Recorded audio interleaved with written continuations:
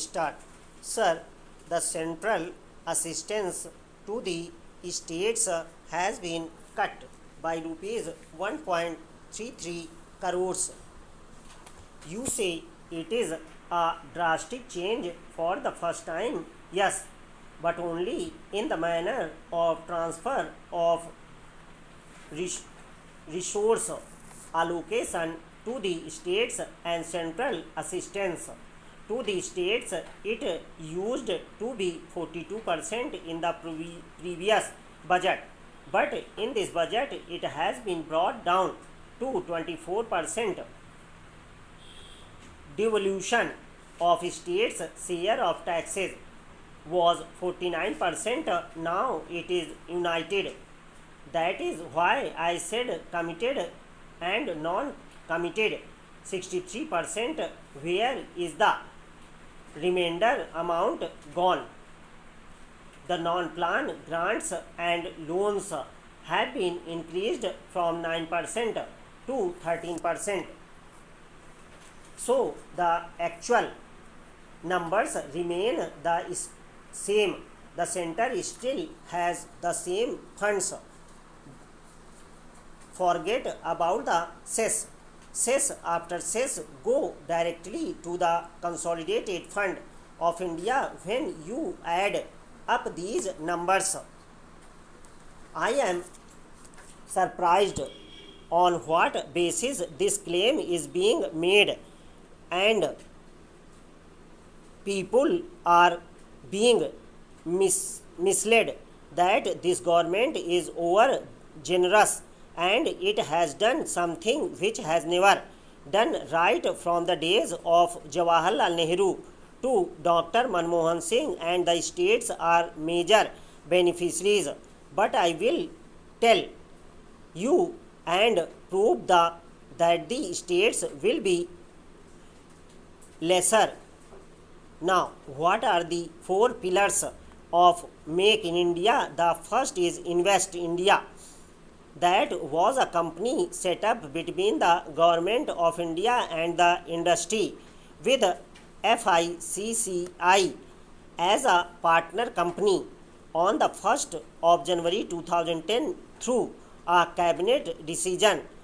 The other pillar is you want to raise the share of manufacturing. Will all wanted to do that?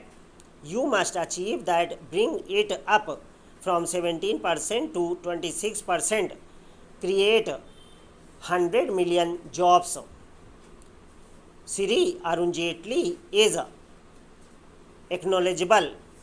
He would have read the National Manufacturing Policy.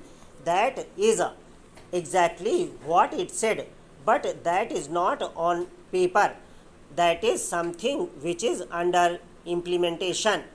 The principal instrumentality being the National Investment Manufacturing Zones, 16 of which were notified. Your budget mentions 2. 1. In Maharashtra, you have reported the progress and allocated a little bit more fund. The second one is in Gujarat. I am happy that you mentioned that 4 of these industrial manufacturing cities were launched during our period. Now, there is a reason for what I am saying, and why I saying all this. I will keep that reality in mind. I have also given the numbers to the finance minister about this claim that you have reduced your physical space and transferred more. I have given to this house the details as to how not even 0.001% more will go for development. It is only the united funds and the taxes. I will come to your taxes later. The allocation for the scheduled castes has been brought down the allocation for tribal sub-plan has been brought down, then rupees 13,000 crores have been cut from the elementary education. You have cut money from the midday meal scheme for the poor children. Your allocation of education has been slashed by 17%. We have given a constitutional right to our people, to our children, by giving them the right to education, which makes it mandatory that 6% allocation should have been there for education, but your total allocation is 3%. I would also like to say something very briefly on the black money. I have spoken earlier about it. I would not repeat that. You had made commitments, the Prime Minister had made commitments, your party had made commitments.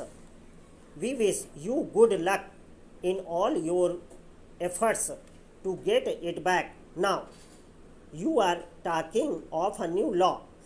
Your cabinet, as we read, has cleared it. The Prime Minister Shri Narendra Modi is on record saying the UPA government and the Prime Minister Dr. Manmohan Singh are only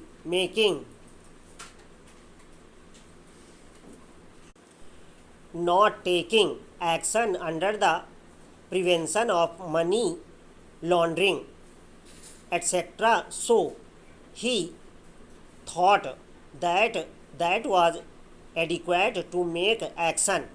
The matter is before the Supreme Court, and the Finance Minister, for whom I have great respect, he is the leader of this house and is a learned lawyer, knows that there are the laws of the land. We cannot hold assets abroad. What is Prevention of Money Laundering Act? Mr. Minister, you can take action under the present laws, which are more than adequate, but you are doing it for other reasons. Do you know the potential of abuse? Have you forgotten what has happened in the past in this country? If you really want transparency and accountability, if you want enforcement of law, if you want action, my humble submission is that the existing laws of the country are more than adequate.